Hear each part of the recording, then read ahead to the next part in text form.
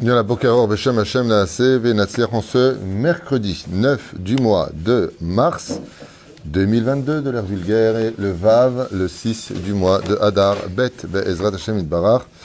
Shiur ce matin, commandé Be'ezrat Hashem pour donc par nos amis Corinne et Clémence Madja de Los Angeles qu'on embrasse très fort pour l'anniversaire de leur fille Léa Bat Rachel Be'ezrat Hashem.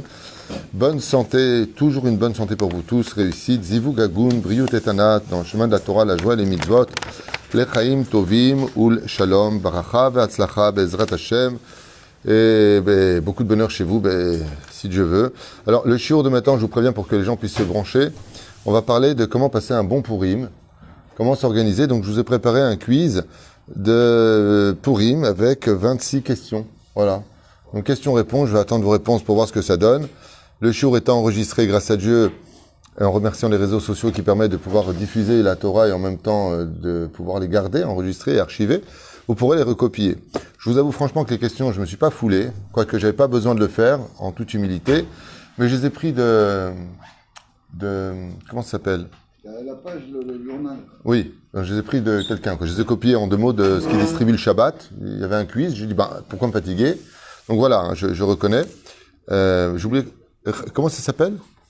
J'ai oublié le nom, peu importe. Chaque fois, je vais vous chercher le nom. Voilà. Donc, Yom Huladet Sameach pour elle, jusqu'à 120 ans de bonheur. En même temps, on pensera à la Refoua Shlema Ve'achlama Meira de Alia Linda Bat Simcha Anna Elna Refanala, qui a besoin de nos prières, Be'ezrat Hashem, qui est dans un coma, qui a vraiment besoin de nos prières. Je vous remercie aussi du fond du cœur pour la magnifique soirée qu'on a passée hier pour l'inauguration de ce nouveau Sefer Torah qui rentre. Il y en aura un autre au mois de mai, il y en a un autre aussi au mois de septembre. Be'ezrat Hashem, Shinske, l'Agdil Torah ou l'Adira. Puis que quand on aura le Binyan, tous les Sefer Torah ont tous leur place, on pourra même en montrer d'autres. Pour l'instant, on est un petit peu limité. Mais Baruch Hashem, c'est que du bonheur.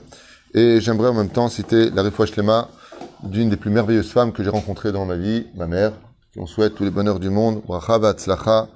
Qu'elle soit vraiment en bonne santé pour la Géoula Shlema, qu'elle vive le miracle de pouvoir remarcher. Sarah Talia, Batifrat Miriam, Anna Elna Refanala, Yanai Ben Esther, Chayli Bracha Bat Bitne Sharon, Inon, Chay Ben Ruti, Chaya Ruchama Esther Bat Rivka. Refoua Shlema le Baruch Ben Rutzufan Meir, Sadik Ben Rutzufan, Shem Varech Otra.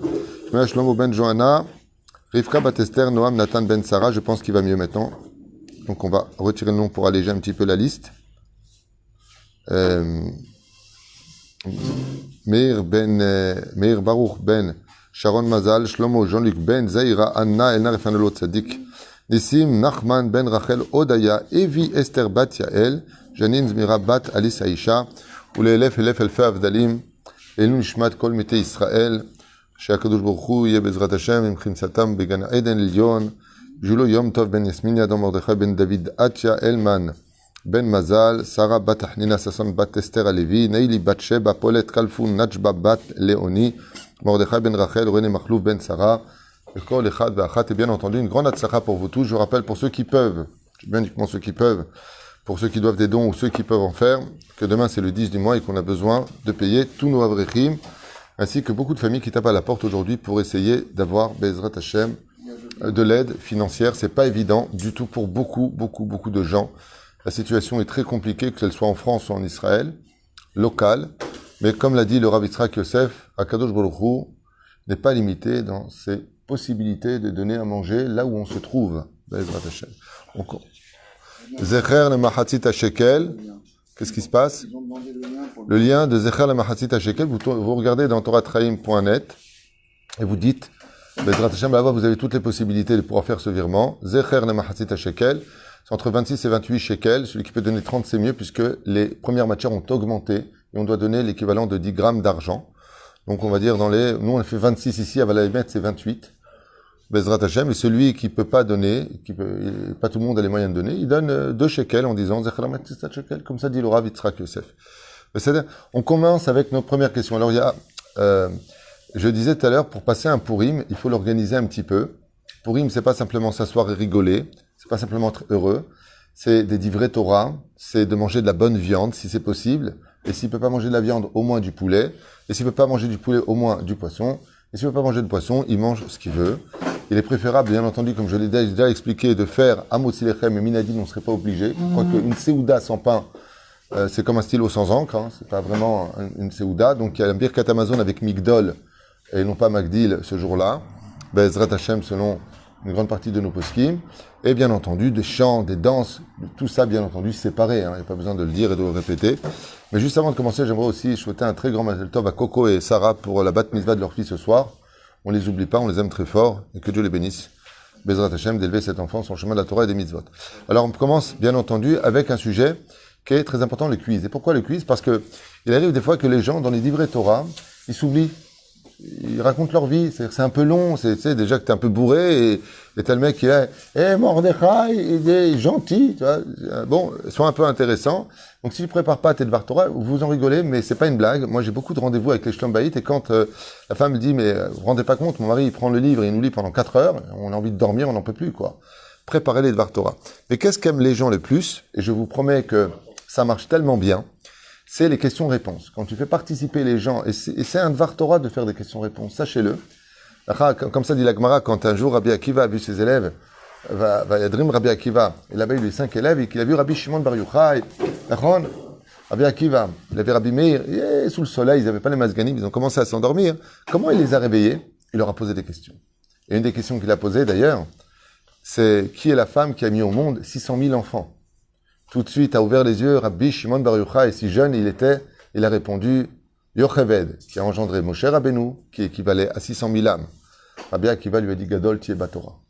Grand, tu seras en Torah. Vous voyez que les questions, ça permet de. Donc des fois, on ne sait pas poser les questions. Alors ce que je fais, c'est qu'avant chaque fête, je prépare quelques questions. En général, c'est moi qui me les prépare tout seul. Je prends une feuille, je prépare à toute vitesse. Et hier, j'étais en train de regarder. C'est fou, j'arrive pas à me rappeler du nom de truc qu'on distribue le Shabbat là. Mishkan Shiloh. Oh, ça me venait pas, c'est un truc de fou. Donc Mishkan Shiloh, et donc là-bas il y a un quiz sur Purim, et j'ai recopié quelques questions, quoique j'aurais pu le faire aussi. Hein. Alors première question, combien d'argent versa donc Aman à Achashverosh? 10 000 quoi? Kikar Nord, non. D'argent. Il a fait Méod. Pourquoi est-ce qu'il a fait ça? Et qu'est-ce que lui a répondu Dieu d'ailleurs à propos de cette action? On a déjà payé. Exactement. Gvar kadmu lecha bnei Israël. Zecher la machatzit shekel, si on fait le dénombrement des 600 000, ça fait 10 000 pièces d'argent en tout et pour tout qui ont été versées. D'accord? Meod. Donc vous avez bien répondu. Deuxième question, quel chiffre dans la Megillat Esther est relié à celui de Sarah Imenu? Bon, c'est des questions, je dis franchement, 127. Bonne réponse, le chiffre était 127. C'est bien, 127 provinces chez Esther et 127 années de vécu chez Sarah. Meod. Combien de temps a duré, attention, question piège, combien de temps a duré le Mishté pour tout le peuple à Shushan? 7 jours. Bonne réponse, les deux, 7 jours. Ah, tu vois, tu t'es trompé. Qu'est-ce que vous voulez dire? 6 mois. C'est que pour les généraux aussi. On verra plus tard. La réponse était simplement à Shushan, 7 jours. Il a fait Meod. Donc, là c'est une question pour les un peu plus érudits, donc je m'adresse à toi. Dans quel Seder du Talmud se trouve la Megillat Esther? Moed, absolument, c'était facile. Seder Moed, très bien. Et Moed qui veut dire le Seder des fêtes, hein, c'était un peu calculé. Quels sont les 4 mots de la Megillah que l'on prononce aussi dans la Havdalah? Attends, juste un instant. Kos Yeshuot, toi t'as bu avant l'heure. Kos Yeshuot. Non, on dit pas du tout ces mots-là. Non. Par contre, tu viens de les dire, il y a fait Meod. Aaron, je suis assez sûr. C'est Meir? La Yehudi Maïta, Ora, Vesimcha, vous l'avez dans la Megillah et vous les retrouverez dans la Havdalah. Exactement, ce sont les 4 mots que l'on retrouve l'un dans l'autre. Il y a fait Meod. Meir, Chazak. Quelle bénédiction dit-on après la lecture de la Megillah? Non, Shahayanou c'est avant. Quand les Tunisiens, nous, on dit toujours Shahayanou. On est heureux, nous. Baruch Ata Hashem Elokeinu Melech Haolam. La réponse était Arav et Rivenu. Bon, je ne pense pas que vous l'auriez trouvé. Arav et Rivenu. Comment s'appellent les deux personnages qui complotent contre Achashverosh? Bigdan Beteresh. Comment tu dis? Bigdan Beteresh. Bonne réponse. Bigdan Vateresh. Bonne réponse. Féméod. Bon, une question pour les enfants. Comment s'appelait Esther? Esther. Adassa. J'ai pas dit quelle était la couleur du cheval blanc d'Henri IV. J'ai dit quel était le deuxième nom d'Esther, quelque part, c'était Adassa. C'est lui qui a dit Esther. Il a fait merde. Et le nom de... donc, question numéro 9, la femme de Haman s'appelait... J'étais sûr. Tu sais quoi? C'est comme tu dis à une personne, hein? Zeresh, ben oui, hein? C'est comme tu dis à une personne, dis du lait, du lait, du lait, du lait, du lait. Qu'est-ce que boit la vache? Du lait. Non, de l'eau. C'est pas grave.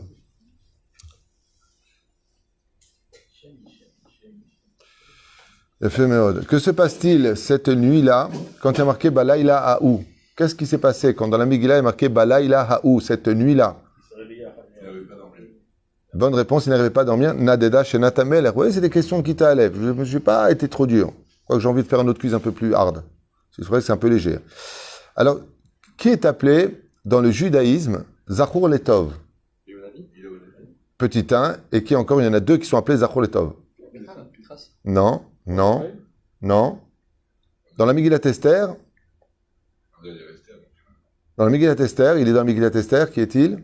Daniel. Vecharvona Zachor Letov. Charvona. Il y en a qui disent que c'est Daniel. Le nom, c'est Charvona. Féméod. Comment s'appelait le père de Haman? Le père de Haman. C'est marqué dans la... Tout ça, c'est dans le Pshat, hein, dans la Megillah. Oh, il a fait, professeur. Amedata. Haman ben Amedata. Il a fait, Meod. Tchouva nechona. De quel joyau s'est-il accueilli ou possédé Haman dans la Megillah? La tabat de qui? Le sceau du roi. Fait. C'était pas évident. La tronche que vous avez, comme ça, un chaillot. Il y avait un joyau. J'ai pas vu ça, le film. Il a fait, et effectivement, le joyau qu'il avait, c'était le sceau du roi. Bonne réponse. Combien de langues parlait Mordechai? 71. Non, ça, c'est Yosef. 70, bonne réponse. Fait. Combien de amot faisait la potence en amot? 50 amot ou en mètres? 25 mètres. Bonne réponse, c'est fait. Pourquoi Esther n'a-t-elle pas dit ses origines dans la Megillah? Pourquoi? Mordechai lui a demandé de pas le dire. Excellente réponse. Alors en général, je pensais que vous allez me dire parce qu'elle a eu peur. Non, non, simplement parce que Mordechai lui a demandé. C'est simplement la réponse, c'est marqué au début de la Megillah. Chazak ve'emat. Tov. Pourquoi Mordechai lui a demandé de pas le dire? Alors, quelle couleur? Non. Le cheval blanc. Est citée dans la Megillat Esther. Il y a une couleur qui est citée dans la Megillat Esther. Qui c'est? Alors lui, j'adore. Lui, il fait, je veux dire jaune. Qui dit noir? Argaman. Il a fait Techelet. Tishma. T'es pas que professeur de philosophie, t'es une bombe. C'est pour ça que t'as mis la chemise à carreaux.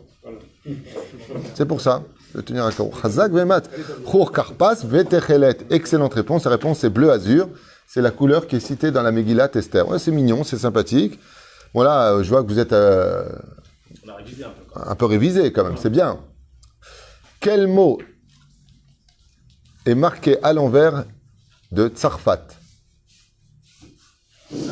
Où voit-on une allusion au mot France dans la Megillat Esther? Tsarfat. C'est une question que je vous pose d'ailleurs tous les ans. Hein. On énumère les 10 noms de... Non. Ritzpat Amel, Ritzpat, Ochot Tsarfat. Là-bas, il y a une allusion à la France, puisque la Géloua viendra de la France. Okay? Ritzpat. C'est pas marqué ici, c'est des trucs que je me rappelle en même temps que je vous parle. Donc, c'est une foule à noter, hein, c'est pas un problème. 18e question. À quel mois Haman a-t-il sorti le Goral dans la Megillat Esther? Quel mois il a sorti le Goral, c'est-à-dire le sort, hein? Excellente réponse, au mois de Nissan. Aaron, tu montes. Tu vas ressortir avec la boîte de jeu. Allez. Quel nom est cité dans la Megillah que l'on mange à Pessah? Quel nom est marqué dans la Megillat Esther, qui est un aliment que l'on mange à Pessah? Professeur. Bonne réponse. Il a fait Méod. Comment c'est marqué Karpas? Est-ce que vous vous rappelez comment c'est marqué? Non? Vous savez pas comment c'est marqué? Chor Karpas Vetechelet. Je l'ai dit juste avant. C'était juste avant. Chor Karpas Vetechelet. Donc le nom c'était Karpas qu'on retrouvera. C'est pas évident, mais je trouve que vous vous débrouillez très bien. Je m'y attendais pas. Enfin, c'est vraiment facile à émettre. Il n'y a pas non plus de. À quelle année de. Allez, pour ceux qui se rappellent bien de la Megillah, Daniel, essaie de répondre à un truc. À quelle année de règne d'Achashverosh commença l'histoire de Purim? 3e année. Bonne réponse. 3e. Merci Daniel. La sketch.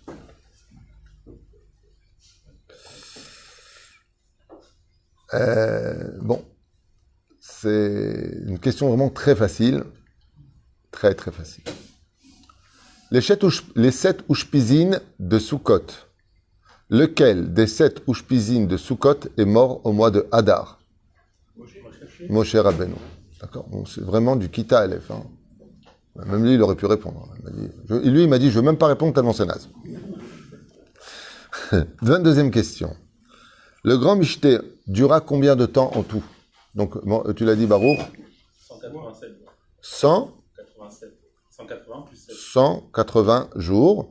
Plus 7, si tu rajoutes par rapport au Michté de Shushan. Il a fait Méod. Donc 6 mois. À part Aman et ses fils, qui furent pendus dans la Megillat Esther? Hein? Les anges? Les enfants. Les enfants. À part Aman et ses enfants, qui fut pendu? Big Dan va Teresh. Excellente réponse. Effectivement, on les oublie eux, mais eux, ils ont été pendus au début de la Megillat Esther. Il y a fait Méod, donc on ont été pendus, plus les 10 fils d'Aman, plus Aman lui-même. J'aurais pu vous poser la question à l'envers. Qui sont les 13 hein? La femme d'Aman, elle était pendue ou pas? Non, elle était tellement mauvaise que même la corde, elle a dit, je veux pas la toucher, ça. C'était tellement pourri, elle, hein? Il lui arrive quoi, elle? Elle est morte la bouche ouverte, les pieds en éventail. Pas marqué. Pourquoi les femmes doivent aussi écouter la Megillat Esther? Donnez-moi 2 raisons à cela. Ils ont participé au miracle. Ils ont participé au miracle 1. Ils ont profité au miracle du miracle. C'est ce qu'il vient de dire. Non. Non, tu changes la phrase, mais c'est ce qu'il vient de dire. Ils ont Ils ont fait aussi un Michté. La Non. Géoula vient par Esther, par une femme. La Géoula vient par Esther et encore un Ta'am tunisien. Parce que Mordechai, il a dit à sa femme, tu m'as saoulé. Eh bien, vous avez donné les 2 réponses, tout simplement parce que les femmes ont aussi participé au Michté et que la héroïque de la Megillat Esther, c'est Esther. Et donc, les femmes sont représentées ici. C'est une fête qui fait particulièrement honneur aux femmes d'Israël. Particulièrement honneur aux femmes d'Israël. Après, les femmes, Chayavot, les Kroat Megillah. Même si Alpi Halacha, les Ashkenaziot ne lisent pas pour les hommes, Alpi Sfarad, s'il n'y a pas d'homme pour lire la Megillah avec une femme, c'est parfaitement la lire. Elle la lira pour les femmes si c'est possible. Et si un homme il se met de côté, elle la lira avec pudeur. Comme ça dit le Rav Yitzhak Yosef. Pourquoi donc les femmes? Et quelle fut, bon, une question que tout le monde a la réponse, hein, c'est un peu naze. Quel fut le premier métier de Haman, tout simplement? Il était coiffeur. Excellente réponse. Écuyer, c'est Nabucodonosor avec Achashverosh aussi. Il était tout simplement coiffeur. C'était son premier métier. On va rentrer dans d'autres questions qui ne sont pas ici. Maintenant, j'ouvre mon esprit pour essayer d'approfondir un peu plus, parce que c'est vrai que c'était un peu léger comme question, mais c'est bien. Pour quelqu'un qui est pas initié à l'étude, il faut réfléchir un petit peu. Hein, c'était pas évident.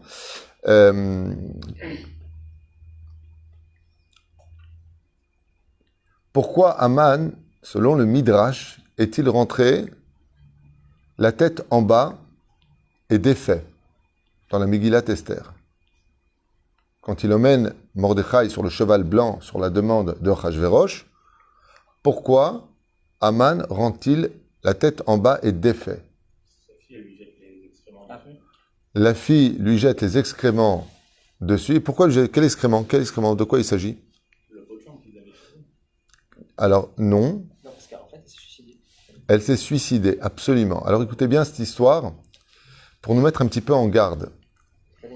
Le fruit ne tombe jamais loin de l'arbre. Très bizarrement, il y a des gens qui sont vraiment mauvais et malheureusement, leurs enfants méritent de cette médiocrité de leur personne.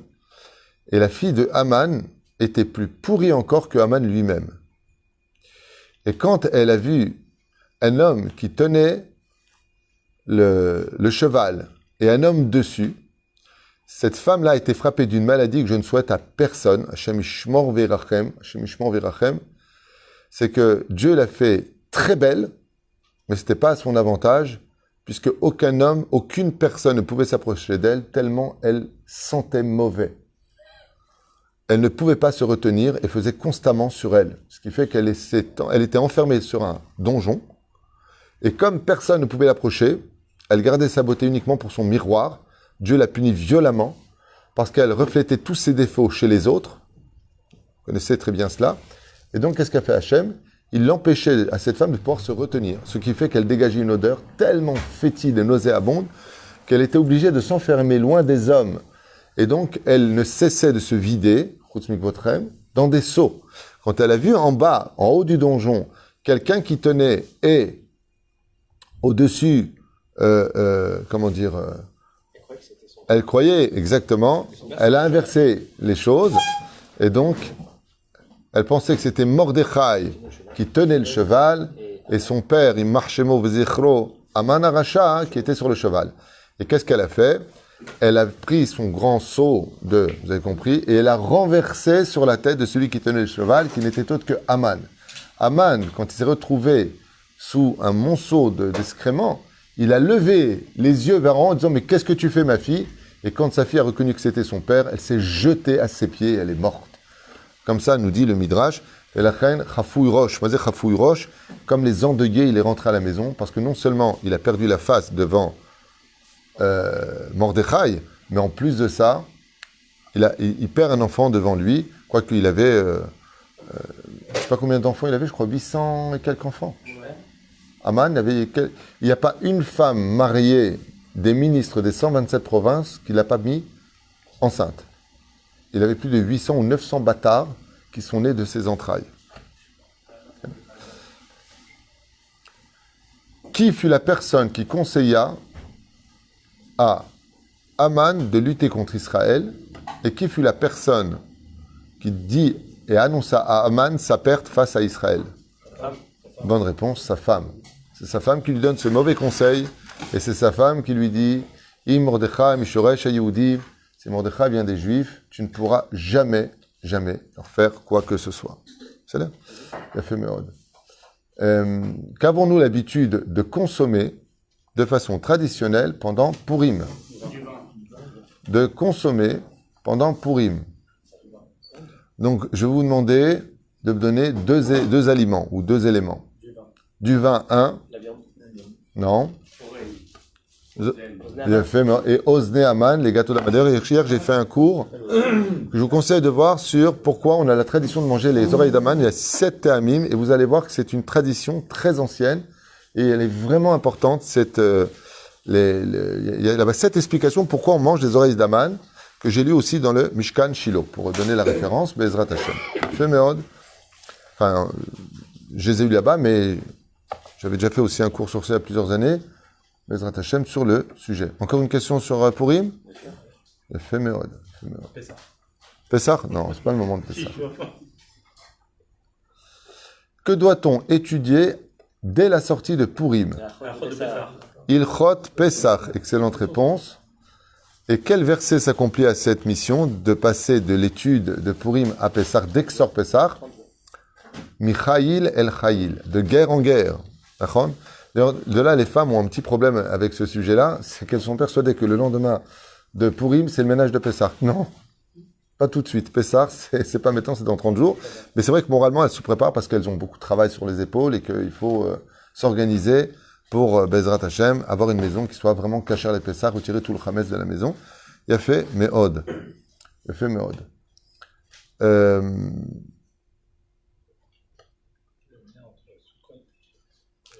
Hein? Et d'ailleurs, vous avez demandé quel est le lien entre Sukkot et Purim. Sukkot et Purim, oui. Et Vous avez demandé ça. Vous vous rappelez pas la réponse?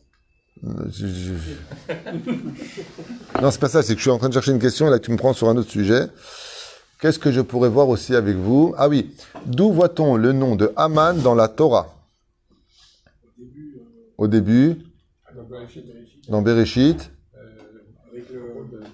avec vas-y, tiens-toi la tête. Tiens la tête comme ça. Attends, j'ai trouvé. Avec Noah. Non, toi, t'es viré, toi. Avec Avec le serpent. Avec le lachas, je pense. Hamina Etz. Comme ça dit la Gemara.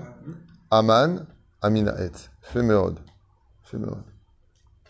Ezrat Hashem. Quel cadeau Akadosh Baruch Hu nous fait, selon les Mekoubalim, le jour de Mishloach Manot? Quel cadeau Hachem nous fait, selon la Kabbale, dans les aliments que l'on donne à Mishloach Manot? J'ai fait ce cours-là hier ou avant-hier sur les 4. La manne, sur les 4 lois de Purim. Et effectivement, pourquoi on appelle ça Mishloach Manot? Parce que dedans, il y a Akadosh Baruch Hu met l'épice de la manne dedans pour que nos cœurs deviennent plus des cœurs de chair que des cœurs de pierre. D'où l'importance de manger les cadeaux qu'on vous envoie, qui viennent du cœur de l'homme. Oui, c'est le jour même. Je rappelle qu'on ne peut pas faire les mitzvot en dehors du jour même. On peut le donner à un chaliar qui le donne le jour même, si vraiment on ne peut pas faire autrement. Sinon, on ne peut, celui qui a fait Mishloach Manot ou Matanot Laevionim ou le repas la veille n'a rien fait en tant que la fête de Purim. Il faudra qu'il recommence le lendemain matin. Voilà. Hein? On peut donner Matanat Laevionim bien avant. On peut, pour que lui le... mais c'est ce qui se passe chez nous. Vous nous donnez Matanot Laevionim. Et donc, cette année, on sera à la salle, si Dieu veut, avec beaucoup de très belle musique. On a vraiment organisé quelque chose de grandiose pour les enfants. Des tentes de stir, de la barbe à papa, des châteaux gonflables. Vraiment un très grand truc. Un truc très agréable. Et il y aura aussi le Rav Shmuel avec nous. Il y aura, Baruch Hashem, une très belle ambiance. Et bien entendu, les familles viennent, les abrechim viennent, les yeshivot viennent. Et on redistribue intégralement votre argent à toutes ces personnes-là de façon équitable pour que tout le monde reparte avec l'essentiel. Quelle est la chose la plus essentielle à donner à Purim, si vous avez compris? Dernière question. Ouais, exactement. Et c'est important, pas simplement de le savoir, mais de le vivre.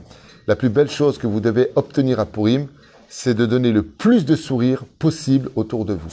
À toute personne qui viendra vous voir, essayez. Même, moi, je me rappelle qu'un jour, en distribuant des enveloppes, il y a des avrahim qui sont venus me voir et ils m'ont dit « Toda, Toda ». Et je lui ai dit « Non, pas Toda, je veux un sourire ». Et ils se sont mis à me faire un sourire, ils ont dansé. Enfin, pour ceux qui ont l'habitude de faire Purim avec moi, c'est au Hashem, on danse, on chante, on est bien. Et la reine Bezrat Hashem, très important, n'oubliez pas à Purim de collectionner le plus de sourires pendant cette journée-là, plus que tous les autres jours de l'année juive. C'est vraiment un moment qui peut avoir pour effet, je vous le dis parce que je l'ai étudié, de donner beaucoup de sourires pendant la journée de Purim vous permettra d'avoir autant de sourires pour vous-même durant toute l'année juive. Ne l'oubliez pas, c'est pas une blague, c'est pas une métaphore, c'est pas une allégorie, c'est réel. Des sous et du rire. Des sourires. Ah, c'est pas mal, c'est pas mal. J'aime bien cette chemise. Chemise à carreaux. Hein? Et sourire. Fait méode. Qu'est-ce que tu veux, toi? Pourquoi on se déguise à Purim? C'est une très bonne question et je finirai avec ça, avec ta permission. Même si j'ai fait un cours, je crois, de 10 réponses à cette question-là, il y a 3 ou 4 ans sur toratreim.net, mais je vais te répondre au moins une, non, allez, 2 réponses parce que c'est sympathique pour toi. La première, c'est pour t'apprendre que tous les événements sont théâtrales que nous vivons et que Dieu est déguisé à travers les gens qui viennent nous enquiquiner, les événements qui tapent à nos portes. Le masque de Dieu, pendant toute l'année, c'est ce déguisement que nous ayons sur nous. La deuxième chose que je voudrais te dire, c'est que malgré le fait qu'on voit des fois des juifs qui se comportent pas spécialement bien, qui peuvent faire preuve de vulgarité ou être désagréables, en réalité, ce n'est que le masque du Yetzer Hara qui est une clipa. Mais si on enlève le masque, on reconnaît des gens qu'on aime parce que si Dieu nous a choisis et que Dieu ne se trompe jamais, c'est qu'il a vu derrière les masques la grandeur de chaque âme juive qui est aussi brillante que les rayons du soleil. Voilà pourquoi nous portons des masques, pour qu'on soit capable d'aller un peu plus loin que le visu qui est devant nous. Baruch Adonai Leolam Amen ve Amen. Toda Rabba nous avoir suivis et puis partagez ce quiz de Purim Kol Tuv Velitron. D'accord.